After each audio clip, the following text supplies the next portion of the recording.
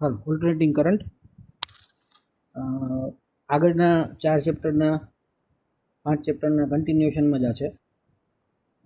ખાલી ચાર્જીસ વાળું જવા દો, પણ બાકી બધા ચેપ્ટરના કન્ટિન્યુએશનમાં જ આ ચેપ્ટર છે. ઓલા બધા ચેપ્ટર કરતાં પ્રમાણમાં તમને ઇઝી લાગશે, કારણ કે આની અંદર બહુ બધું ઇમેજિન કરવાનું આવતું નથી. એમાં આપણે આનું પ્લેન હોય અને આનું પ્લેન હોય ને એવું બધું જે ઇમેજિન કરવાનું આવતું એવું આ ચેપ્ટરમાં કંઈ આવશે નહીં. So let us look at the introduction. તો અત્યાર સુધી આપણે ડીસી સર્કિટ સાથે અને ડીસી કરંટ સાથે વાત કરતા હતા. વેન વી સ્ટડીડ ઇલેક્ટ્રિસિટી આપણે એવું જોતા હતા કે કરંટ એક તરફથી આવે છે અને બીજી તરફ જાય છે, બરાબર. જો બીજી તરફથી આવે છે અને પેલી તરફ જાય છે then it is a different case. But again current direction change નથી થતી વિથ ટાઈમ, બરાબર. એટલે આપણે જે પણ કરતા હતા એમાં કરંટનું મેગ્નિટ્યુડ કદાચ વિથ ટાઈમ ચેન્જ થતું હતું, એવા કેસીસ આપણે 2-4 જોયા. પણ વિથ ટાઈમ કરંટની ડિરેક્શન ચેન્જ નથી થતી. ધ્યાન રાખજો હું શું કહું છું. કરંટની ડિરેક્શન અને કરંટનું મેગ્નિટ્યુડ. ડીસી કરંટ આપણે એવા કરંટને કહીએ કે જેમાં કરંટની ડિરેક્શન ક્યારેય ચેન્જ ન થતી હોય, પણ એવું ફિક્સ નથી કે એનું મેગ્નિટ્યુડ પણ ચેન્જ ન થતું હોય. બની શકે એનું મેગ્નિટ્યુડ ચેન્જ ન પણ થતું હોય અને થતું પણ હોય, but still it is DC if its direction remains same. જો એની ડિરેક્શન ચેન્જ ન થતી હોય, મેગ્નિટ્યુડમાં ભલે ફેરફાર થતો હોય કે ન થતો હોય, that is irrelevant. But if the direction does not change then it is known as DC or direct current. અને ડાયરેક્ટ કરંટને ડીલ કરતી જે સર્કિટ છે એને આપણે ડીસી સર્કિટ્સ કહીએ છીએ, અથવા ખાલી સર્કિટ્સ અહીંયા લખેલું છે DC current and DC circuits. હવે જ્યારે હું ડીસી કરંટ લખું છું, એ એક એમ્બિગ્યુઇટી છે, એક વિચિત્રતા છે કે ફોર એક્ઝામ્પલ આપણે આપણા ફોનનો સ્ક્રીન હોય છે એને આપણે શું કહીએ છીએ? એને આપણે કહીએ છીએ LCD ડિસ્પ્લે. એવું કહીએ છીએ કે નહીં? Yes or no? યસ. પણ અહીંયા એક વિચિત્ર વસ્તુ કેવી છે કે LCD માં આ જે ડી છે એમાં શબ્દ ડિસ્પ્લે આવી જ ગયો છે, તો આપણે બીજી વાર બોલીએ છીએ, બરાબર. LCD એટલે લિક્વિડ ક્રિસ્ટલ ડિસ્પ્લે, પાછું ડિસ્પ્લે. LCD ડિસ્પ્લે એટલે લિક્વિડ ક્રિસ્ટલ ડિસ્પ્લે ડિસ્પ્લે. તો આવું જ કંઈક કરંટ્સની બાબતમાં છે. ફોર એક્ઝામ્પલ જ્યારે હું એમ કહું કે ડીસી, જ્યારે હું એમ કહું કે ડીસી કરંટ, હું શું લખું છું? DC current. What does this mean? Direct current current. Okay. પછી આપણે લખીએ આના કરતાં વિચિત્ર વસ્તુ શું થાય કે ડીસી વોલ્ટેજ એટલે પોટેન્શિયલ ડિફરન્સ. તો દેટ ઇઝ વેરી કન્ફ્યુઝિંગ, કેમ કે ડિરેક્ટ કરંટ વોલ્ટેજ, આપણે જ્યારે એમ બોલીએ ડિરેક્ટ કરંટ વોલ્ટેજ, તો આપણે કરંટની ડિરેક્ટ કરંટ વોલ્ટેજ, તો એમાં કરંટ સમજવાનું કે વોલ્ટેજ સમજવાનું? તો સમજવાનું છે વોલ્ટેજ જ, બરાબર. ડિરેક્ટ કરંટનું માટે એવું કહીએ છીએ કે કરંટની ડિરેક્શન જો ચેન્જ નથી થતી, દેટ મીન્સ વોલ્ટેજની પોલારિટી પણ ચેન્જ થતી નથી. જ્યાં પ્લસ છે ત્યાં પ્લસ જ રહે છે, જ્યાં માઇનસ છે ત્યાં માઇનસ જ રહે છે, કારણ કે કરંટની ડિરેક્શન તો જ ચેન્જ થાય જો વોલ્ટેજની પોલારિટી ચેન્જ થાય. તો આવું જ એસીમાં પણ થશે, બરાબર. એસી કરંટ હું જ્યારે લખું ત્યારે alternating current current, AC voltage જ્યારે લખું ત્યારે ઓલ્ટરનેટિંગ કરંટ વોલ્ટેજ, એવું આપણે બોલતા હોઈએ છીએ. પણ it is just a nomenclature, એવું આપણે માની લેશી. It doesn't matter. The voltages and current in such circuit may vary but do not change direction. May very એટલે એમાં ફેક્ટર છે ટાઈમ, કે ટાઈમ સાથે ડીસી વોલ્ટેજીસ અને ડીસી કરંટ્સની વેલ્યુ એટલે કે મેગ્નિટ્યુડમાં ચેન્જ થશે, પણ એમના ડિરેક્શન છે એમાં ચેન્જ થશે નહીં. So when we deal with DC circuits and DC currents, એક વસ્તુ ધ્યાન રાખવાની છે કે એમાં વોલ્ટેજ અને કરંટ છે એનું મેગ્નિટ્યુડ ચેન્જ થઈ શકે, પણ ડિરેક્શન ક્યારેય ચેન્જ થાય નહીં. ડિરેક્શન ચેન્જ થાય તો એને ડીસી કહી શકાય નહીં. Electric mains at our home give a voltage that varies as the sine function. Such a voltage is called alternating voltage. Alternating voltage પાછો આપણે લખીએ છીએ જો AC voltage, alternating current voltage, and current that such voltage produces is called alternating current or AC current. આપણા ઘરે જે mains આપણે કોને કહીએ? in FN issue કયો તમે ફંક્શન, સમજાણું ફંક્શનનું શોર્ટ ફોર્મ છે sine function. Sin sine sine છે, સીન ફંક્શન નથી, sine function okay. Okay okay ઓકે આ મેઇન્સ જે આપણે કહીએ છીએ, આપણા ઘરે જે પાવર સપ્લાય આવે એને એસી મેઇન્સ કહેવાય, બરાબર. એનું નામ છે એસી મેઇન્સ. શું કામ એસી મેઇન્સ કહીએ છીએ? કારણ કે એની અંદર આવતા વોલ્ટેજ જે છે એ ઓલ્ટરનેટિંગ વોલ્ટેજ હોય છે અને એની આપણને વેલ્યુ ખબર છે, it is 230 volt AC. Okay, so the voltage that we receive here in India sometimes also written as 220 volts, but actual value 230 છે ભારત માટે. તો 230 વોલ્ટ AC છે એ આપણા પ્લગમાં આવતા હોય છે અને પ્લગને આપણે ક્યાં નામે ઓળખીએ છીએ? એને આપણે કહીશું mains. Okay, now this varies as sine function. એનો મતલબ શું કે વોલ્ટેજ છે એ ઓલ્ટરનેટિંગ વોલ્ટેજ છે, બરાબર. તો એને આપણે કોઈ લોડ એક્રોસ લગાડશું, એટલે આપણે એની એક્રોસ કે ડિવાઇસ લગાડશું, એવા ઓલ્ટરનેટિંગ પોટેન્શિયલ છે એની વચ્ચે આપણે કોઈ ડિવાઇસ લગાડીએ તો એ ડિવાઇસની અંદર કરંટ પણ ઓલ્ટરનેટિંગ હશે, બરાબર. કરંટની ડિરેક્શન પણ એક વખત લેફ્ટ ટુ રાઇટ તો બીજી વખત રાઇટ ટુ લેફ્ટ એમ ચેન્જ થયા કરશે. પણ કરંટની ડિરેક્શન ચેન્જ થવા માટે જરૂરી શું છે કે વોલ્ટેજ ઓલ્ટરનેટિંગ હોય. એટલે 230 વોલ્ટ ઓલ્ટરનેટિંગનો મતલબ શું થાય કે થોડા ટાઈમ માટે વોલ્ટેજ 0 હશે, 0 થી વધતા વધતા પોઝિટિવ મેક્સિમમ જશે, પછી પાછા ઘટવા લાગશે, 0 આવશે, પછી નેગેટિવ મેક્સિમમ આવશે, એટલે કરંટની ડિરેક્શન ચેન્જ થશે. ઓકે, સપોઝ કે વોલ્ટેજનું વેવફોર્મ હું દોરું તો એ વેવફોર્મ આવું હશે. This follows the sine function, બરાબર. આ સાઇન ફંક્શનનો ગ્રાફ છે. તો સે ફોર એક્ઝામ્પલ આમાં આપણે વોલ્ટેજને પોઝિટિવ કહીએ, આમાં નેગેટિવ કહીએ, આપણે પોલારિટી નક્કી કરીએ. Suppose positive voltage produces a current going from left to right, then this part, when this part of the voltage comes, this is time, આ ટાઈમ છે. તો આ પાર્ટ જ્યારે વોલ્ટેજનો આવે ત્યારે એ કરંટ કેવો કોઝ કરશે? રાઇટ ટુ લેફ્ટ જવાવાળો, બરાબર. એટલે જો આપણે કોઈ એસીમાં કોઈ વસ્તુ લગાડીએ તો એની અંદર કરંટની ડિરેક્શન સતત અદલ બદલ થયા કરતી હોય. શું કામ? કેમ કે એસી વોલ્ટેજની પોલારિટી પણ અદલ બદલ થયા કરતી હોય અને એ અદલ બદલ થાય because current will always travel from higher potential to lower potential. પણ એસીના જે બે આઉટપુટ હોય છે એ હંમેશા પોતાની પોલારિટી ચેન્જ કર્યા કરે છે. થોડી વાર માટે એક પોઝિટિવ હોય, બીજો નેગેટિવ હોય, થોડી વાર પછી કેવું થાય, બીજો પોઝિટિવ થઈ જાય, પેલો નેગેટિવ થઈ જાય. So current has to reverse or change its direction, અને એટલા માટે આપણે એને ઓલ્ટરનેટિંગ કરંટ કહીએ છીએ. Obviously you can not have any fixed value of this voltage, બરાબર. સપોઝ કે 230 વોલ્ટ એસી આપણે એને કહી દઈએ છીએ, પણ એની 230 વેલ્યુ ક્યાં ગણવાની? તો 230 એની મેક્સિમમ વેલ્યુ છે આ, બરાબર. એ પણ નથી, એ પણ આપણે આગળ જોશું. અત્યારે હું માની લઈએ કે એની મેક્સિમમ વેલ્યુ આ છે. Actually it varies from 0 to 230, 230 to again 0, 0 to -230, -230 to again 0. So if you want a value of this voltage, તમારે ઇન્સ્ટન્ટેનિયસ વેલ્યુ ઉપર જવું પડે, અને instantaneous value at say this particular time will be depended upon the sine ફંક્શનનું angle ઉપર depend કરશે કે અહીંયા આપણને કેટલી વેલ્યુ મળશે, બરાબર. તો એવી રીતે એની વેલ્યુઝ ઇન્સ્ટન્ટેનિયસ હોય છે કેમ કે એ કન્ટિન્યુઅસલી ચેન્જિંગ છે. જ્યારે ડીસીમાં આવું હોતું નથી. ડીસીમાં વોલ્ટેજની કે કરંટની એક પર્ટિક્યુલર ફિક્સ વેલ્યુ હોય છે કે જે થોડા ટાઈમ માટે તો એમને રહેતી જ હોય.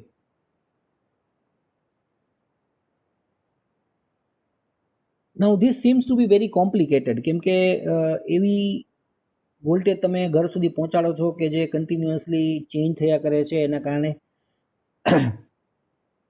કરંટની વેલ્યુ પણ ચેન્જ થયા કરે છે. તો શું કામ આપણે એસી ટ્રાન્સમિટ કરીએ છીએ? શું કામ આપણે ઘર ઘર સુધી એસી પહોંચાડીએ છીએ અને ડીસી નથી પહોંચાડતા? તો આનું એક બહુ જ ઇમ્પોર્ટન્ટ રીઝન છે.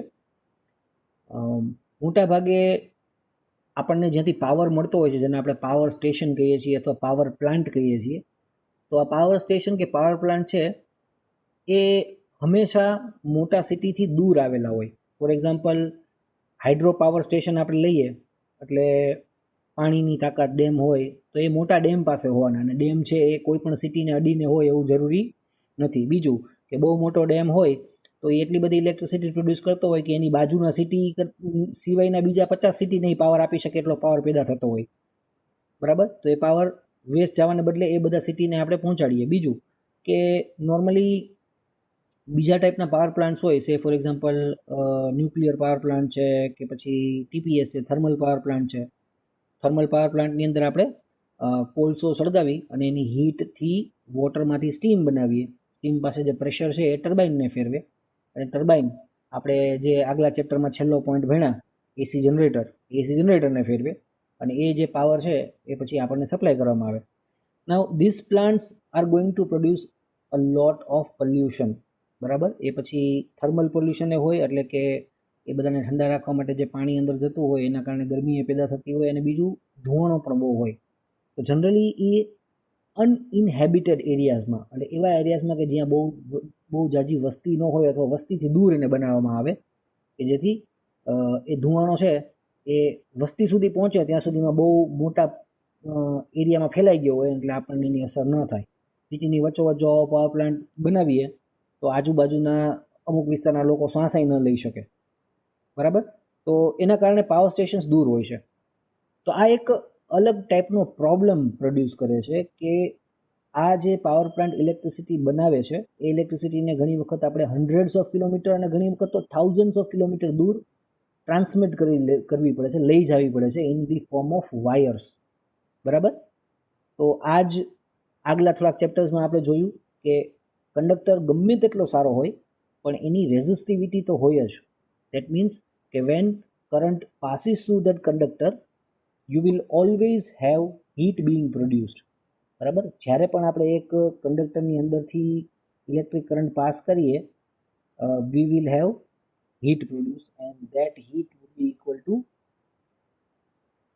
I square R, where R is the resistance of the conductor. હવે આપણને એમ થાય કે રેઝિસ્ટન્સ ઓફ ધ કંડક્ટર તો શું હોય કે કોપર જેવો કંડક્ટર આપણે લઈએ તો પર 1 metre it will have a resistance of some 0.01 ohms, બરાબર. તો this is nothing. But now consider a line of 1000 kilometer and what will happen. 1000 કિલોમીટરમાં આ વેલ્યુ મૂકો એટલે શું થાય ખબર પડે. 1 મીટરે ભલે ખાલી 0.001 ઓહ્મ્સ હોય પણ 1000 કિલોમીટર એ બહુ મોટો એપ્રિશિએબલ નંબર બની જાય. Okay, so that will waste a lot of power. તો heat produce depends upon current, બરાબર. તો આ કરંટને જો આપણે ઓછો કરી શકીએ તો આપણે આ હીટ પ્રોડ્યુસને ઓછી કરી શકીએ. અને કરંટને ઓછો કરવા માટે we know that power transmitted power is V multiplied by I, voltage into current, બરાબર. એ આપણે 9th સ્ટાન્ડર્ડમાં ભણી ગયા છીએ ઓહ્મ્સ લો ભણ્યા પછી. તો power is equal to voltage multiplied by current. તો now if I reduce the current અને મારે પાવરને એટલો જ રાખવો છે તો મારે શું કરવું પડે?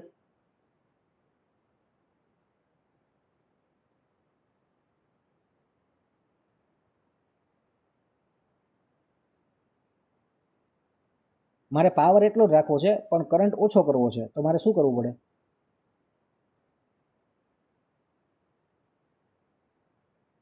હલો સાક્ષી, હેલો, વરુણ, પાવર એટલો જ રાખવો છે અને કરંટને ડિક્રીઝ કરવો છે. ડીસી માં કન્વર્ટ કરી શકીએ?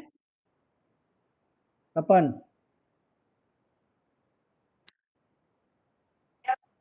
હા સર. શું કરી શકીએ?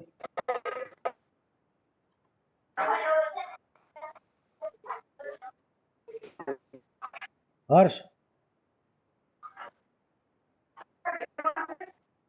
Yes sir. પાવર મારે એટલો રાખવો છે, કરંટ ડિક્રીઝ કરવો છે. સર ક્વેશ્ચન રિપીટ કરો તો. તપન તારું માઇક બંધ કરી દે. પાવર મારે એટલો રાખવો છે. Now power is equal to V multiply by I, પણ મારે આઈ ઘટાડી દેવો છે તોય પાવર એટલો રાખવો હોય તો શું કરવું પડે?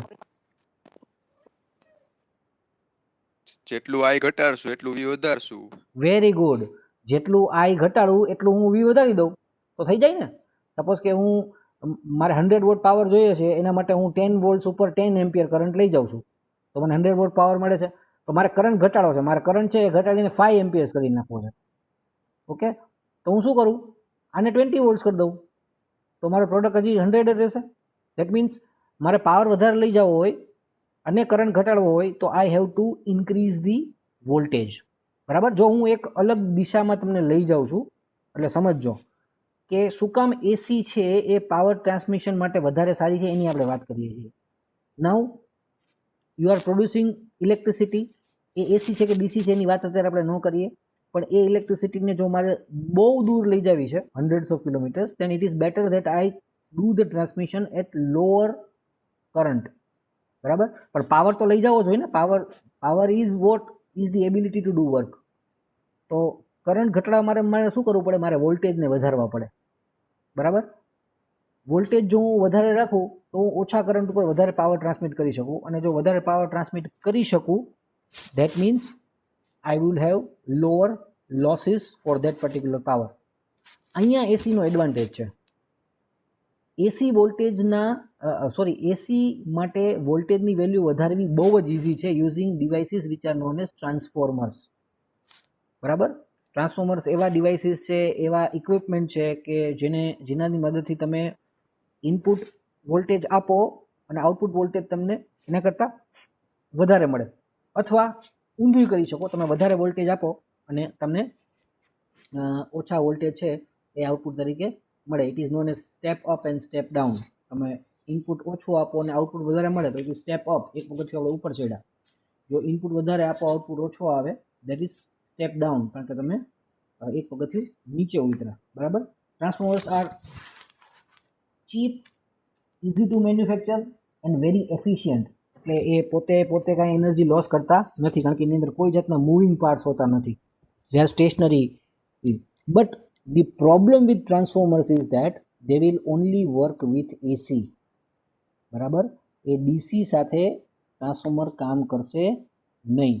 By fundamental transformer only work with AC. ડીસીની વેલ્યુ વધારવું એ બહુ જ કોમ્પ્લિકેટેડ પ્રોસેસ છે, અને ડીસી વોલ્ટેજની વેલ્યુ ઘટાડવી એ પણ બહુ કોમ્પ્લિકેટેડ પ્રોસેસ છે. એટલા માટે આપણે શું પ્રિફર કર્યું? એસી પ્રિફર કર્યું, because it is very easy to raise the voltage for an AC using a transformer. એટલે હાઈ વોલ્ટેજ આપણે એને ટ્રાન્સમિટ કરીએ. હાઈ વોલ્ટેજ એટલે કેટલા હાઈ વોલ્ટેજ હોય? Sometimes it is as high as 4,40,000 વોલ્ટ્સ, 440 kilo volt જેટલા વોલ્ટેજે transmission થતું હોય. 220 kilo volt is very common, એટલે 2,20,000 વોલ્ટ તો બહુ જ કોમન છે. હા, આપણા ઘરમાં ઓલી વાયર થી આવતું હોય આપડા પીજીવીએસએલ વાયર, એમાં ડીસી વાયર હોય ને, અને જે આપડા મીટરમાં જોઈન્ટ થઈ ના. છે આપણું ટ્રાન્સફોર્મર છે ને મીટર. પીજીવીસીએલ નો બધો પાવર એસી જ હોય, કાંઈ ડીસી ન હોય. એસી જ હોય. એસી જ હોય. ટ્રાન્સફોર્મર ઓલા મોટા બધા ઓલા સબસ્ટેશન હોય. હા, એટલે બરોબર. 2,20,000 વોલ્ટ એટલા બધા હાઈ વોલ્ટેજ છે ને કે એને સિટીની અંદર દોડાદોડી કરાવી શકાય નહીં. એટલે એ લોકો શું કરે, સિટીની બહાર એક સબસ્ટેશન બનાવેલું હોય, ત્યાં 2,20,000 વોલ્ટને એ લોકો 11,000 વોલ્ટમાં ચેન્જ કરી નાખે, 11 કેવીમાં. અને 11 કેવી છે ને એ આપણે આખા સિટીમાં ફરતું હોય. જ્યાં પાવર દેવાનો થાય ત્યાં તમે જુઓ તો થાંભલા ઉપર, 4 થાંભલા ઉપર એક મોટું સબસ્ટેશન રાખેલું હોય. અને સબસ્ટેશન બધા કહે, પણ એકચ્યુઅલી એ ટ્રાન્સફોર્મર હોય છે. એની અંદર તમે જુઓ તો 3 વાયર, ધ્યાનથી આજે જઈને જોજો, તો એની અંદર થાંભલા ઉપરથી 3 વાયર આવશે અને એની અંદરથી 4 વાયર નીકળશે. બરાબર. થાંભલામાંથી જે 3 વાયર એમાં જશે ને એ જાડા વાયર હશે મેટલના ખુલ્લા, અને એમાંથી જે બહાર નીકળશે ને એ કાળા કલરનો કેબલ હશે કે જેની અંદર 3 કલરના વાયર જાડા નીકળતા હશે. RYB એટલે રેડ, યલો, બ્લુ અને એક બ્લેક, 4 નીકળતા હશે. એ જે બહાર નીકળે એ 230 વોલ્ટ હોય. બરાબર. એટલે અંદર આપણે આપ્યા 11,000 વોલ્ટ. એટલે પાવર સ્ટેશન ઉપર જે આપણે કામ કર્યું એ પાવર સ્ટેશનના વોલ્ટેજને આપણે 2,20,000 કે 4,40,000 વોલ્ટ સુધી અપ કન્વર્ટ કરી નાખ્યા. એને પછી અહીંયા આપણે પાછા ડાઉન કન્વર્ટ કરી અને આપણે યુસેજમાં લઈએ છીએ, because higher voltages are dangerous. પણ ટ્રાન્સમિશન માટે આપણે એ હાયર વોલ્ટેજીસ વાપરવા પડે છે, એ આપણી મજબૂરી છે. And that is only possible for AC, because transformers will only work four AC, they don't work four DC. એટલે ઇકોનોમિકલી આપણે પૈસા બચાવીને જો આપણે પાવર છે એ દૂર સુધી લઈ જવો છે, then you have to use AC without fail, and that is why AC is very popular for distribution. હવે એસી સર્કિટના બીજા, એસી સર્કિટ અને કરન્ટ્સના બીજા પણ ઘણા બધા એપ્લિકેશન છે, લાઈક કમ્યુનિકેશન્સ. એટલે આ બધું ટેકનોલોજી આજની તો બહુ જ ટ્રાન્સપેરન્ટ છે, એનાથી કોઈને કાંઈ ફેર નથી પડતો. તમે ફોન ઉપાડ્યો અને બટન દબાવ્યું એટલે કોલ થઈ જાય. પણ એ કોલ કેવી રીતે થાય છે? તો તમે જ્યારે કોઈ પણ નંબર ડાયલ કરો ત્યારે તમારા ફોનની અંદર એક ખૂબ જ હાઈ ફ્રીક્વન્સી એસી પ્રોડ્યુસ થાય છે. હાઈ ફ્રીક્વન્સી એટલે એબાઉટ સે 1000 મેગાહર્ટ્ઝ અથવા 1 ગીગાહર્ટ્ઝનો એસી, એટલે એક સેકન્ડમાં એ 10⁹ ટાઈમ્સ પોતાની ડિરેક્શન ચેન્જ કરતો હોય એવો કરંટ પ્રોડ્યુસ થાય છે. આ કરંટ છે એ એક ખાસ ટાઈપના કંડક્ટરમાં ફ્લો થાય એટલે એ પોતાનું મેગ્નેટિક ફિલ્ડ પ્રોડ્યુસ કરે, અને એ મેગ્નેટિક ફિલ્ડ છે it will not return to the conductor, it will travel into space. બરાબર? અને એને આપણે એમ કહીએ છીએ કે રેડિયો વેવ્સ ટ્રાન્સમિટ થયા. આપણી નજીકનો જે ફોનનો ટાવર હશે એને પિકઅપ કરી લેશે અને આપણું કમ્યુનિકેશન એસ્ટાબ્લિશ થશે. બરાબર? અને ઓલો જે ખાસ કંડક્ટર કે જેની અંદર એ કરંટ ફ્લો થયો અને એણે ઇલેક્ટ્રોમેગ્નેટિક વેવ્સ પ્રોડ્યુસ કર્યા, એ કંડક્ટર એટલે બીજું કાંઈ નહીં પણ આપણા ફોનનું એન્ટેના, કે જે પણ તમને ક્યારેય દેખાતું નથી હોતું કેમ કે એ ફોનની અંદર બિલ્ટ ઇન હોય છે. તો એમાં પણ એસી કામ કરે છે. તો કમ્યુનિકેશનનો આખો આધાર જે છે એ એસી કરંટ્સ ઉપર જ છે. AC currents is what makes wireless communication possible. તમે જે પણ વાયરલેસ કમ્યુનિકેશનના ડિવાઇસ, કોઈ પણ વાયરલેસ કમ્યુનિકેશનના ડિવાઇસ જુઓ તો એની પાછળનું મેઇન રીઝન છે એ એસી વોલ્ટેજીસ અને એસી કરંટ્સ છે. સર એક ડાઉટ છે વાયરલેસ કમ્યુનિકેશન નો સર. બોલ. બારનું હે. પેલું સાઉન્ડ બીમર આવે, સાઉન્ડ બીમર, એ ટેકનોલોજીમાં શું હોય સર? એમાં ઇલેક્ટ્રોમેગ્નેટિક વેવ્સ હશે? ના, એમાં ઇલેક્ટ્રોમેગ્નેટિક નથી હોતા.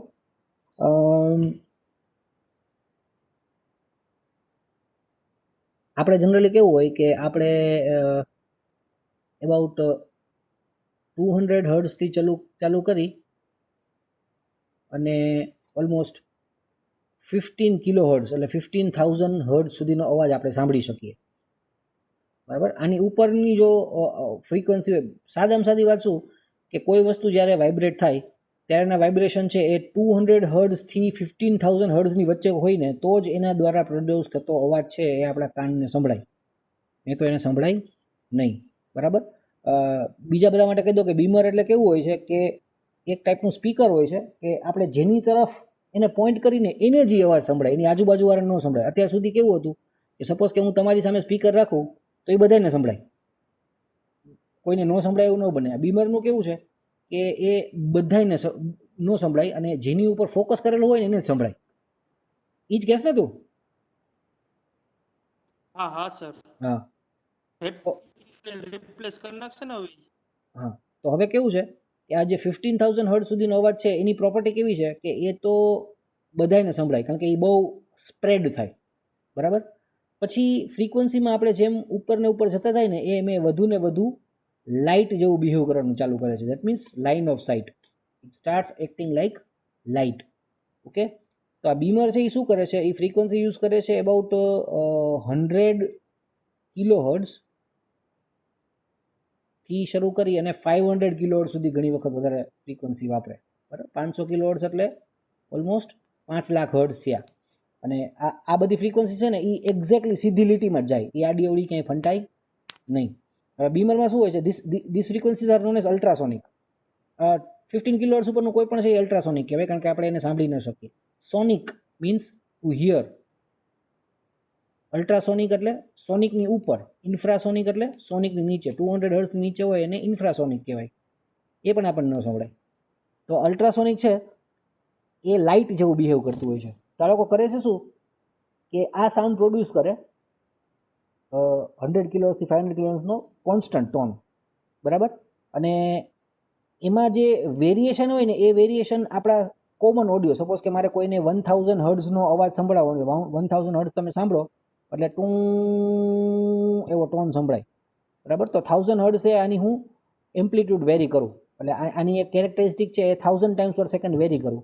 જ્યારે મારા ઇયરડ્રમ સાથે ભટકાય તો મારું ઇયરડ્રમ છે એ 100 કિલો હર્ટ્ઝે વાઇબ્રેટ નહીં થઈ શકે, પણ 100 કિલો હર્ટ્ઝની અંદર જે 1000 હર્ટ્ઝના વેરિએશન છે એને એ રિસ્પોન્ડ કરશે એટલે મને 1000 હર્ટ્ઝનો અવાજ સંભળાશે. બરાબર? તો આ રીતે એ કામ કરતું હોય છે.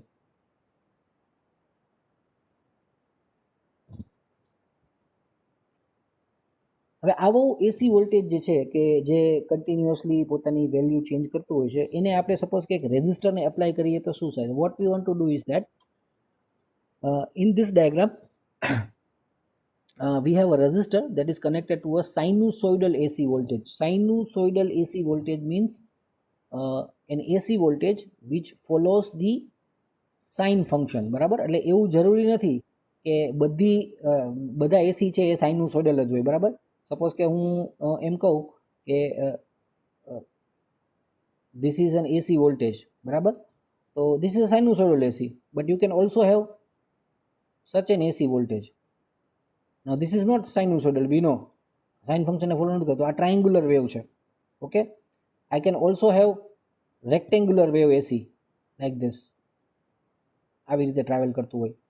Okay, so AC can be of any type, પણ આપણે વાત કરીએ છીએ sinusoidal AC, one which follows the sine curve. બરાબર, તો એના માટે આપણે શું લખીએ કે voltage will be VM sin omega t, જ્યાં VM છે એ એના મેક્સિમમ વોલ્ટેજ છે and amplitude omega is the angular frequency. VM ને આપણે મેક્સિમમ વોલ્ટેજ અથવા એમ્પ્લિટ્યુડ કહી શકીએ. બરાબર, અને સાઇન ઓમેગા ટી, એમાં ઓમેગા છે એ એની એંગ્યુલર ફ્રીક્વન્સી છે. V is the instantaneous voltage.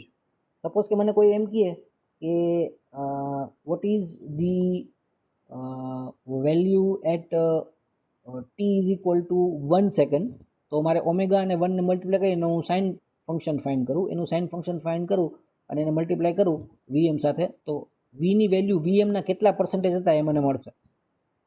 બરાબર, for example if somebody says that what is the value of the voltage for omega t is equal to say 90, omega t is equal to 90 ને જો હું put up કરું એટલે શું થાય?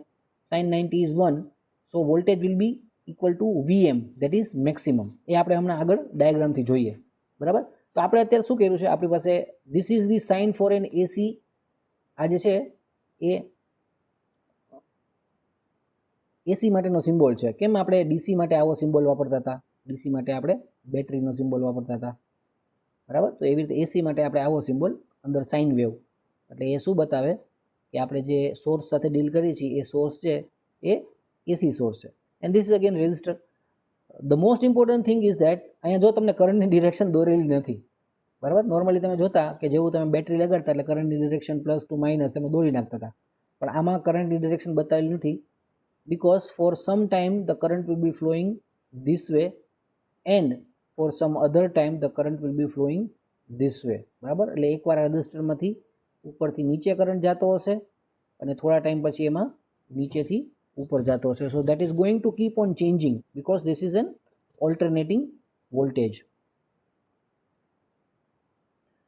So now we apply Kirchhoff's voltage law to the circuit for finding out the current in the circuit. કિર્ચોફનો લો apply કરીએ તો કિર્ચોફનો લો તો શું કહે કે જેટલા પણ EMF હોય અથવા જેટલા વોલ્ટેજ સર્કિટની અંદર થાય એનો આપણે એલ્જિબ્રિક સમ લઈ તો એ 0 થાય. So it will give us the voltage of this is equal to voltage drop across this, અથવા તો voltage of this minus voltage drop across this is equal two 0. કિર્ચોફનો વોલ્ટેજ લો શું કહે છે કે જેટલા વોલ્ટેજ, હા હા રેલાઈ ગયું, શું રેલાઈ જાય છે, તમે લખો નહીં, રેલાઈ જાય છે. અરે આપણે નથી પ્રોપર લખાતું એમ. મેં લખ્યું જ નથી, મેં તો ભૂસી નાખ્યું. આ એમનેમ છે. બીજા બધા એમ છે. હા સર, મારે એવું ક્યારેક થાય છે. તારે એવું છે સાક્ષી? ના સર, મારે તો સ્ક્રીન ઓલી તમે જે એપ્લાઇંગ વોલ્ટેજ લો વાળું છે ને ઈ જ છે. હા, તો તારા નેટવર્કમાં પ્રોબ્લેમ છે. નથી. વયું જશે હમણાં તપન. હોઈ ગયું સર. તો અહીંના વોલ્ટેજ અને આ વોલ્ટેજ છે એ બે સેમ થાય એવું કિર્ચોફ વોલ્ટેજ લો કહે એટલે આપણે એમ લખી શકીએ કે VM sin omega t is equal to IR. આના વોલ્ટેજ ક્યાં છે? આપણે પહેલા જ કીધું ઇટ ઇઝ V. પણ V શું છે? VM sin omega t. આમાંથી કરંટ I જો પાસ થતો હોય, આની અંદરથી કરંટ I પાસ થતો હોય તો બાય ઓહ્મ્સ લો આની એક્રોસના voltage I multiplied by R હોય. એક વાત ધ્યાન રાખજો, એસીની અંદર હંમેશા વોલ્ટેજ માટે નાનો V વાપરવાનો અને એસી કરંટ માટે હંમેશા નાનો આઈ વાપરવાનો. Now we know that this small I is the AC current. બરાબર, આ નાનો આઈ છે એ એસી કરંટ છે. તો આ આઈને આપણે સબ્જેક્ટ બનાવીએ તો શું થાય? I is equal to Vm upon R into sin omega t. But what is Vm upon R? Vm is the maximum voltage or amplitude and R is the resistance of the circuit. તો સીધી વાત છે કે આ રેઝિસ્ટરમાંથી maximum current ક્યારે pass થશે? જ્યારે આ વોલ્ટેજની વેલ્યુ મેક્સિમમ હશે. તો વોલ્ટેજની મેક્સિમમ વેલ્યુ શું છે? It is Vm. તો Vm ડિવાઇડેડ બાય R શું છે? Current maximum. તો આપણે એને શું લખશું? We will right I is equal to આ Vm upon R માટે આપણે Im લખી દઈએ. તો જેમ Vm છે એ વોલ્ટેજ એમ્પ્લિટ્યુડ હતું, એમ Im છે એ કરંટ એમ્પ્લિટ્યુડ છે. It is the maximum current which can flow when the maximum voltage is Vm. બરાબર, તો Vm જેટલા વોલ્ટેજ થાય ત્યારે જે કરંટ ફ્લો થાય એ આપણે Im કહીએ તો ઇટ ઇઝ મેક્સિમમ કરંટ. એના કરતાં કરંટ ક્યારે વધવાનો નથી. સો I is equal to Im into sin omega t. So what we did is that voltage છે ઇન્સ્ટન્ટેનિયસ એ V is equal to Vm sin omega t એટલી ઇન્ફોર્મેશન આપણે હતી. એમાંથી આપણે ઇન્સ્ટન્ટેનિયસ કરંટ ગોઈતો.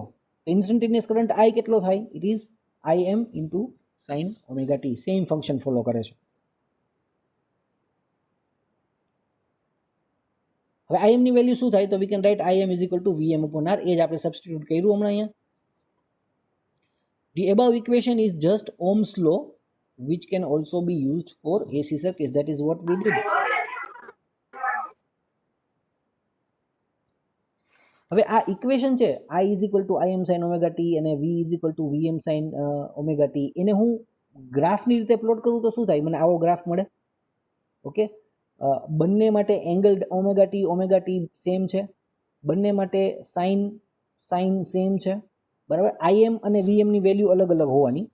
તો એના કારણે મને આવો ગ્રાફ મળશે. સી, વોલ્ટેજ છે એનો બ્લુ ગ્રાફ છે અને કરંટ છે એનો ગ્રે કલરનો ગ્રાફ છે. જો બરાબર, બે માટે સાઇન ઓમેગા ટી સેમ છે એનો મતલબ શું છે? કે both will start together, both will pass through zero together, both will reach maximum together and both will again reach zero together. બરાબર, બેના એમ્પ્લિટ્યુડ્સ અલગ અલગ છે. શું કામ? કેમ કે એ તો Im ની ને Vm ની વેલ્યુઝ અલગ અલગ હશે એટલે. પણ બે મેક્સિમમ ક્યારે પહોંચે છે? સી, હા હા, થોડું પ્રોબ્લેમ થાય. એમાં ફરીથી કરાવો ને સર, નથી સમજાતું આમાં. હા, તમે ગ્રાફ પ્લોટ કર્યો ને V નું ઇક્વેશન શું છે? V is equal to Vm sin omega t. I is equal to Im sin omega t. બરાબર, આ ઓમેગા ટી બે સેમ છે. તો જો હું એનો ગ્રાફ દોરું ને તો એ ગ્રાફ આવો જ આવે. આ વોલ્ટેજનો ગ્રાફ છે બ્લુ અને એની નીચે ગ્રે છે ને એ કરંટનો ગ્રાફ છે. બરાબર, અને હું ભૂસી નાખું એટલે તો આ જે છે this is voltage and this is current. હા બોલ તપન. તમે જે લખતા હતા ને નહોતું આવતું, હવે આવી ગયું. આવી ગયું. ઓકે, હવે આ બ્લુ ગ્રાફ છે એ વોલ્ટેજનો છે અને ગ્રે છે એ કરંટનો છે. સાઇન ઓમેગા ટી બેયમાં કોમન છે. તો એના કારણે શું થશે કે both waves will start together, both will reach their maximum value together at this time, both will pass through zero together at this time, both will reach the negative maximum together at this time and both will again pass through zero this time. એટલે ટૂંકમાં આ બે wave છે એના 0 points, એના maximum points છે એ હંમેશા એકના એક સરખા જ રહેશે ટાઈમમાં. બરાબર, તો આવા વેવ્સને આપણે કેવા વેવ્સ કહીએ? કેવા કહીએ?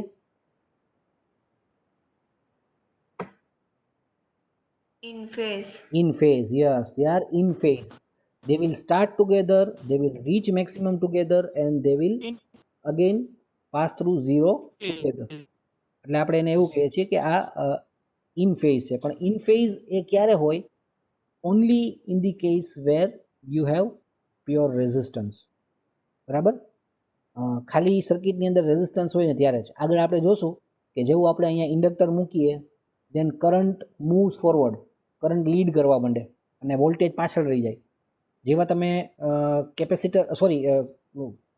કેપેસિટર મૂકો એટલે current will lead and voltage will lag behind, and as soon as you put an inductor current will lag and voltage will lead, બરાબર. એટલે વોલ્ટેજ કરંટની જે રિલેશનશિપ ઇન ફેઝ એક રેઝિસ્ટર માટે જ હોય છે. બાકીના જેવા કમ્પાઉન્ડ આપણે લગાડશું એટલે વોલ્ટેજ કરંટની ફેઝ રિલેશનશિપ ચેન્જ થવા માંડશે. કાં વોલ્ટેજ લીડ કરશે જો ઇન્ડક્ટર હોય તો, અને કાં કરંટ લીડ કરશે જો કેપેસિટર હોય તો. તો આવું આપણે આગળ જોઈશું. પણ for resistors it is very simple. આપણે બંનેને ઇન ફેઝ બતાવી શકીએ because both the waves have same sine omega t, બરાબર. જ્યારે આપણે ઇન્ડક્ટર માટે અને કેપેસિટર માટે કરશું ને તો એકાદામાં કોસ આવી જશે. કોસ આવી જાય એટલે શું થાય કે સ્ટાર્ટ પોઈન્ટ કે એન્ડ પોઈન્ટ છે એ ચેન્જ થઈ જાય, તો મેક્સિમમ પોઈન્ટ ચેન્જ થઈ જાય, અને એના કારણે you will have voltages and currents which are not in phase. Sir હમ આ કિર્ચોફ વોલ્ટેજ લો હે બરોબર. હમ. હવે એમાં બે લૂપ હોય, બે લૂપ એકારે જોઈન્ટ, તો એમાં કઈ રીતના લગાડવાનું સર? બે લૂપમાં અલગ અલગ લગાડવાનો. એટલે આપણે આમ ક્લોકવાઇઝ લગાડી શકીએ, એન્ટી ક્લોકવાઇઝ લગાડી શકીએ, એવું હોય એમાં? એ તો જેમ આપણે જે ડિરેક્શનમાં લેવું હોય એ ડિરેક્શન, એમાં વેલ્યુ સેમ જ આવે. સમજાતું નથી સર.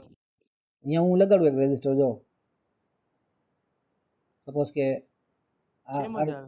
R1 છું અને આ R2 છે, બરાબર. અને સપોઝ કે અહીંયા આપણે ડીસી વોલ્ટેજ કરી નાખીએ, અહીંયા આપણે ખાલી V લખી નાખીએ, this is plus and this is minus, બરાબર. તો આની અંદરથી કરંટની ડિરેક્શન સપોઝ કે હું આમ લઉં, ઓકે. તો આ લૂપ માટે હું ઇક્વેશન લખું તો શું થાય? ઇટ વિલ બી માઇનસથી પ્લસ જાઉં છું એટલે plus V minus IR1 is equal two 0, બરાબર. આ લૂપ માટે હું લખું સપોઝ કે ક્લોકવાઇઝ કે એન્ટી ક્લોક જતી વખતે, તો આની અંદરથી પણ કરંટ આમ આપણે લઈએ.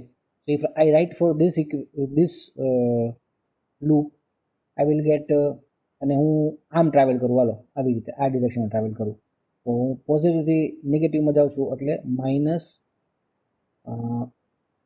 IR2 પ્લસ અહીંયા ઊંધું થાય છે, અહીંયા માઇનસથી પ્લસ જાઉં છું એટલે plus IR1 is equal two 0. Actually આ I આપણે સેમ ન લઈ શકીએ, આના માટે મારે I1 લેવો પડે, આના માટે I2 લેવો. એકચ્યુઅલી આ હું સોલ્વ કરું એટલે પેરેલલ રૂલ આવી જાય.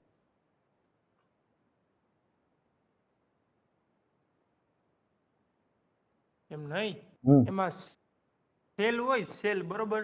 હમ તો એ સેલમાં આપણે નેગેટિવ થી પોઝિટિવ જતા હોય તો પોઝિટિવ વેલ્યુ લેવાની ને? હા, તો પ્લસ લેવાની. સેલ ની વાત કરું. હા,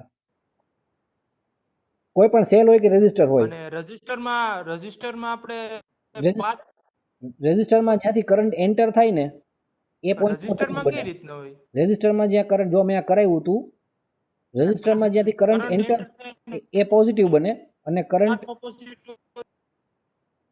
જ્યાંથી એન્ટર થાય એ એન્ડ પોઝિટિવ હોય અને આ એન્ડ નેગેટિવ હોય, બરાબર. હવે હું લૂપમાં ઉપરથી નીચે જાઉં છું તો બેટરીની જેમ જ હું પ્લસથી માઇનસ ગયો એટલે એ નેગેટિવ વેલ્યુ આવે. સપોઝ હું રેઝિસ્ટરમાં ઊંધો ટ્રાવેલ કરું તો માઇનસ પહેલા આવ્યો અને પ્લસ પછી આવ્યો તો પોઝિટિવ વેલ્યુ આવે.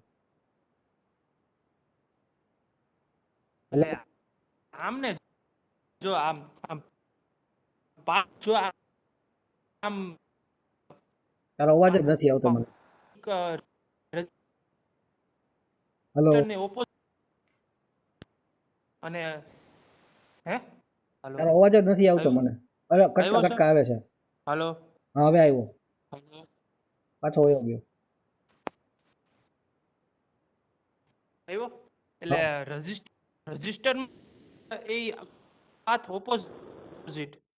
અરે ઓપોઝિટ વિચાર મને એમને આ સાંભળી લે, તારી બુદ્ધિ લગાવ, આ સાંભળી લે.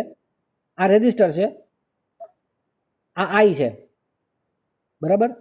તો અહીંયા એન્ટર થયો તો આ રેઝિસ્ટરનો ટર્મિનલ પ્લસ ગણાય, અહીંથી કરંટે લીવ કર્યો તો આ માઇનસ ગણાય. હવે મારા લૂપમાં ટ્રાવેલ કરતી વખતે જો હું આમ જાઉં છું તો મારે માઇનસ IR લેવાનું, કેમ કે હું પોઝિટિવથી નેગેટિવ જાઉં છું. જો હું આમ ટ્રાવેલ કરું છું તો મારે પ્લસ IR લેવાનું, કેમ કે હું નેગેટિવથી પોઝિટિવ જાઉં છું. સમજાણું હવે? બરોબર. હા તો એમ જ કહેતો હતો. હા તો હું એમ જ કહેતો હતો.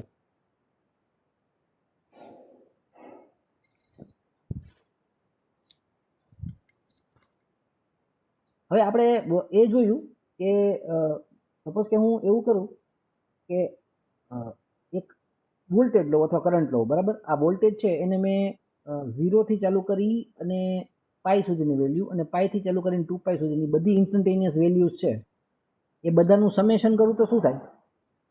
તો ઇન્સ્ટન્ટેનિયસ વેલ્યુઝનો સમ શું થઈ જાય? એ 0 થઈ જાય.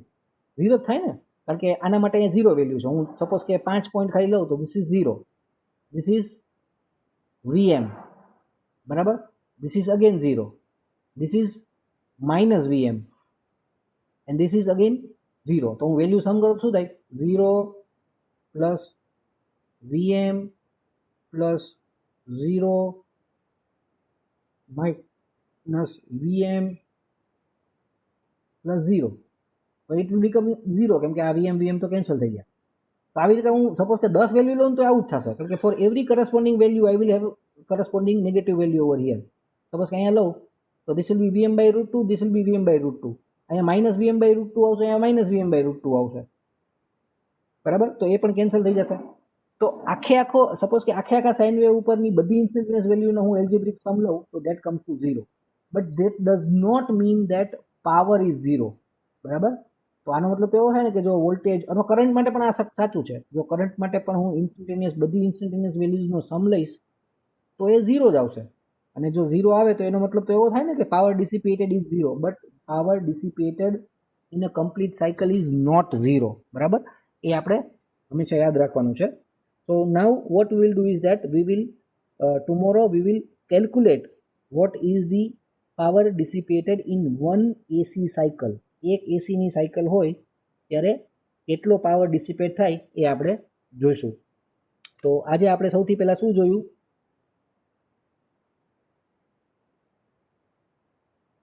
આજનું જોઈ લઈએ તો ઇન્ટ્રોડક્શન જોયું કે how we were doing till today. આપણે ડીસી સાથે કામ કરતા હતા. ડીસી એને આપણે કહીએ છીએ કે જેમાં કરંટ અને વોલ્ટેજીસની વેલ્યુ ચેન્જ થતી હોય છે, એટલે કે મેગ્નિટ્યુડ ચેન્જ થતું હોય છે, પણ ડિરેક્શન ક્યારેય ચેન્જ થતી હોતી નથી. ઇલેક્ટ્રિક મીન્સ જે આપણા ઘરે આવે છે, it is AC and alternating voltage, and when we connect a load it produces an alternating current. there is a certain advantage in transmitting power with AC, કેમ કે આપણે AC વોલ્ટેજની વેલ્યુને બહુ ઇઝીલી વધારી અને ઘટાડી શકીએ છીએ with the help of transformers. Transformers એ એવા ડિવાઇસ છે કે જે ખાલી AC માટે કામ કરે છે, DC માટે કામ કરતા નથી. એટલે જો આપણે DC ટ્રાન્સમિશન માટે વાપરીએ then transformers are not helpful to us. So for taking the benefit of transformers for increasing and decreasing the voltage we prefer AC, બરાબર. બીજું AC સર્કિટ છે એને આપણે AC સર્કિટ અને AC કરન્ટ્સનો યુઝ કમ્યુનિકેશનમાં પણ બહુ બધો થાય છે. then we applied our AC voltage to a resistor અને એના ઉપરથી આપણે કરંટનું ઇક્વેશન પણ ફાઇન્ડ કર્યું, પણ જે કોઇન્સિડન્ટલી સેમ આવ્યું. V is equal to Vm sin omega t ની સામે કરંટનું I is equal to Im sin omega t થયું. And therefore when we plot a graph of voltage and current, we find that if there is a pure resistor in the circuit, no inductance, no capacitance, then voltage and current will always be in phase. They will pass through 0 at the same time. They will pass through positive and negative maximum at the same time. Okay, so this is it. Tomorrow we will continue with power. બરાબર. આજનામાં કાંઈ problem છે? હા, doubt છે. તારો અવાજ મને સંભળાતો જ નથી. તું છે ને, મેં કીધું તો તારા ઘરમાં સર્વે કરી અને ડાઉટ. હા, હેલો. ડાઉટ ખાલી એટલું સંભળાય છે, પછી કઈ સંભળાતું નથી. થોડોક ડાઉટ છે કિર્ચોફ. તારા અક્ષરે કાગળમાં લખી અને મને વોટ્સએપમાં કરી મોકલી દે.